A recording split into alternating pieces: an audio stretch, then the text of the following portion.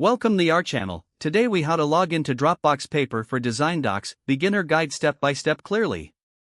To begin, open your web browser. In the address bar, type www.dropbox.com and press enter. Once the Dropbox homepage loads, locate the Sign In button in the upper right corner. Click on the Sign In button. You will be directed to the login page. Here, enter your email address associated with your Dropbox account. After entering your email, proceed to the password field. Type in your password carefully. If you want to stay logged in on this device, check the box that says Keep me signed in. Once you have filled in your credentials, click the Sign. If your details are correct, you will be taken to your Dropbox homepage.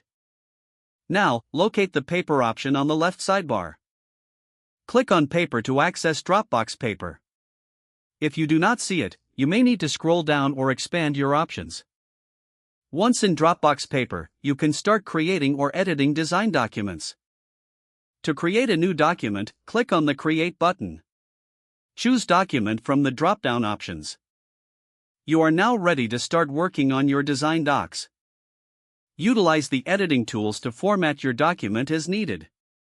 If you wish to share your document, click on the Share button in the upper right corner.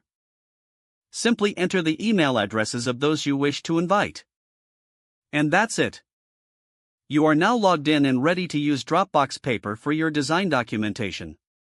If the page does not load, refresh the browser or try again in a private or incognito window. Make sure you are using the correct email address, then retype it carefully to avoid small typos. If your password is not accepted, use the Reset option and create a new strong password you can remember. Check your spam folder for verification or security emails, then complete any requested confirmation steps. Enable two-factor authentication if available to improve account security and reduce unauthorized access risk.